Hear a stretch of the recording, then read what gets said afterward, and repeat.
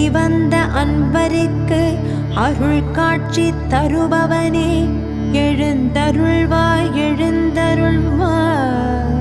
சர்வேஷா பரமேஷா ஜெகதீஷா எழுந்தருள்வாய்.